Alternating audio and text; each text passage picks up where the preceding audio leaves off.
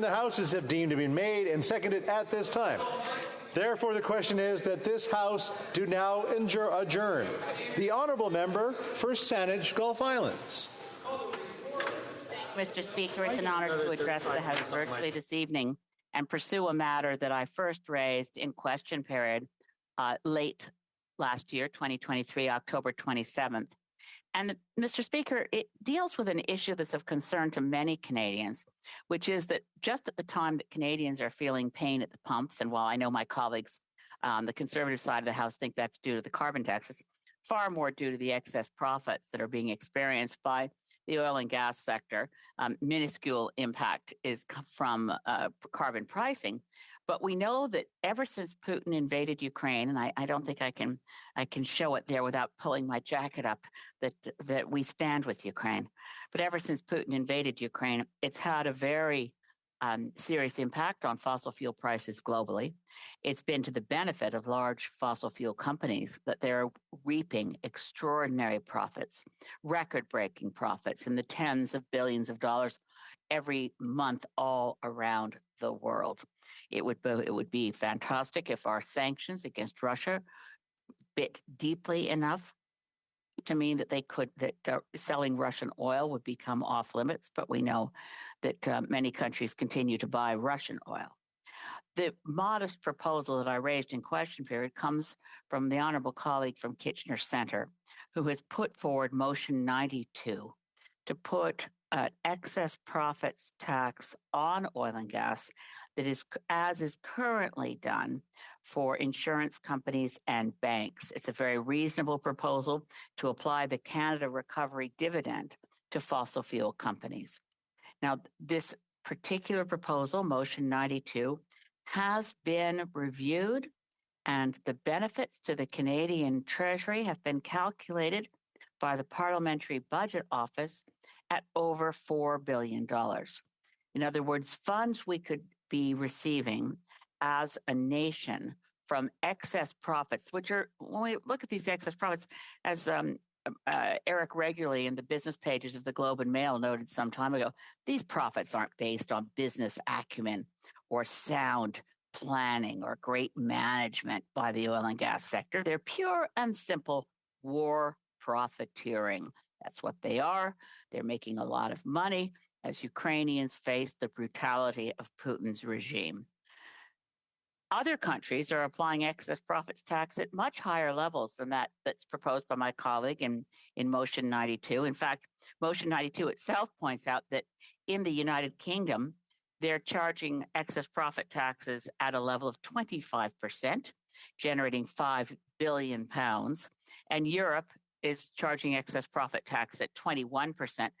This modest proposal, using the same Canada Recovery benefit that is currently being applied to oil and gas, to banking and insurance, would be at 15%.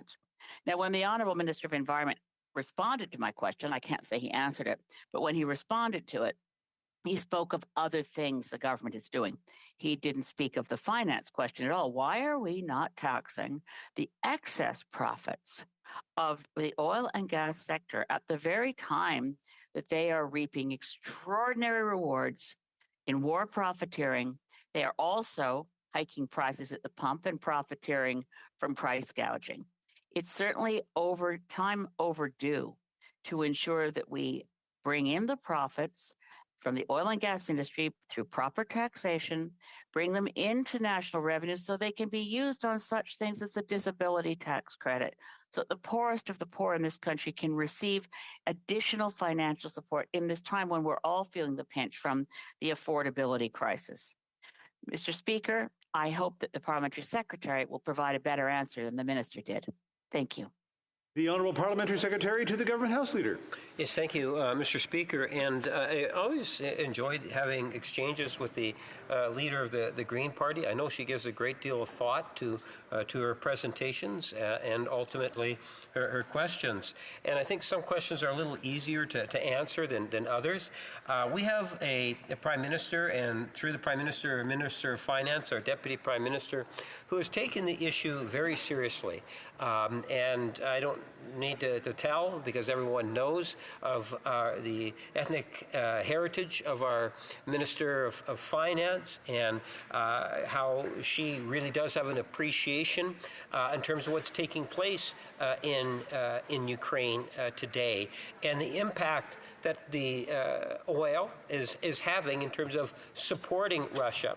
Because I do agree with the leader of the Green Party when she talks about this misconception about the price on pollution as being the sole source of these exorbitant prices that people are having to pay for gas. It's something that is not necessarily new. She put a great deal of emphasis on today, in particular the war, and no doubt that has had a significant impact, Mr. Speaker. But I would suggest to you that it is something that has been ongoing, and we have seen governments in the past try to deal with this, both at the federal level and at the provincial levels. We've seen regulations, different provinces, both at, I think, in Atlantic Canada and out west, where there's been attempts to try to deal with some of these excess profits. At the national level, we've had in the past standing committees attempt to deal with it. I understand that the leader of the Green Party is saying that, look, let's just have an excess profit tax imposed. I don't fully understand how that works, to be honest, Mr. Speaker. What I do know is that the Minister of Finance has been very open in terms of listening to arguments, in particular that have come out of the pandemic with regards to the huge amount of profits in different sectors, and I'm thinking the financial area where we have put in some specific taxes on companies where there was extreme wealth, and I don't know to what degree that there's a willingness to do something today on that front. I do believe that there's a great deal of discussion that is taking place. I think that we also have to factor in other elements of the debates, Mr. Speaker. At the end of the day, I don't think anything's off the table per se. Some might take a little longer to move forward. And when I think in terms of fossil fuel and the costs, as I indicated, it has been a frustration of mine for many years. And in fact, shortly after getting elected back in 2010, I had a presser that went out talking about how the price of gas and the collusion that was taking place that led to excess profits. And maybe one of the ways in which we can deal with that is to enhance competition or boycott one particular station until it lowered the price to a certain level in terms of a liter of gasoline. I think that consumers are frustrated. I'm really encouraged. In Winnipeg, we have a new gas company. It's 204.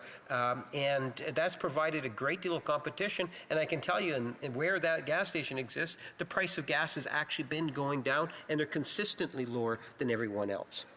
The honourable member for Saanich Gulf Islands. Thank you, Mr. Speaker, and I thank the Honourable Parliamentary Secretary for a reasonable answer.